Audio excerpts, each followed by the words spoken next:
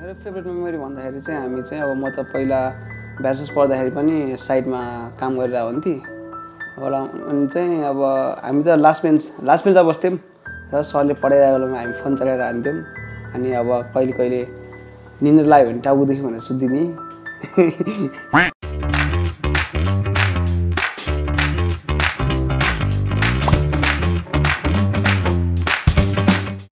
Hello, soon to be graduate. Hello.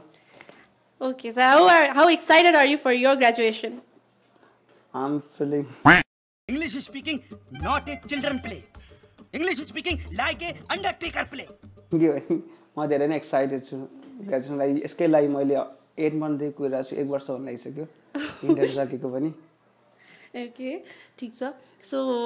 College life सक्यो हैन officially it's done and dusted graduation एउटा बाँकी हो so what was your favourite memory at IMS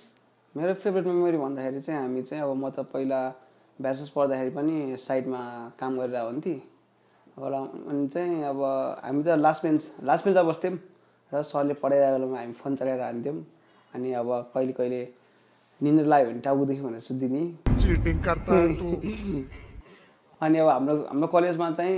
जहिले पनि इभेन्टहरू भइरहेको हुन्थ्यो त्यो इभेन्टले चाहिँ धेरै मेमोरिजहरू क्रिएट गर्यो र हामीले 2टा होली ब्लास्टमा मकटेल इन्स्टल पनि राखेको थियौँ र हामी धेरै कुरा सिक्न पायौँ त्यस्तो केही अब स्टुडेन्ट लाइफ सक्यो ब्याचलर्स हैन सक्यो सो इफ फेरि एज अ स्टुडेन्ट रिलिभ गर्न पर्ने त्यस्तो केही भयो भने what would you experience again so if you had to live as a student again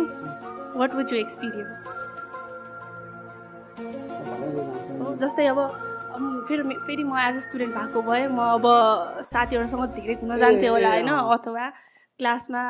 maybe केही फन गर्नुहुन्थ्यो होला so what would it be म अहिले आज मलाई के हुन्छ भन्दाखेरि अब ब्याचलर्स लाइफमा पनि साइडमा काम गरिरहेको भएर चाहिँ जहिले पनि कहिले सुत्न पाउँ जस्तो हुन्थ्यो अहिले चाहिँ बरु काम नगरिकन त्यो समयमा चाहिँ घुम्न पर्ने रहेछ बरु कलेज छोडेर भए नि टाढा घुम्न जानु पर्ने रहेछ त्यो मोमेन्ट चाहिँ मिस हुन्छ साथीहरूसँग अब साथीहरू नि ब्याचलर्स सकेपछि सबैजना आफ्नो पाथवेतिर जान्छ सबैजना छुट्टिन्छ नि त अब यो ड्युरेसनमा भेटेको साथीहरू त्यो कुरामा चाहिँ ब्याक गर्नु मन लाग्छ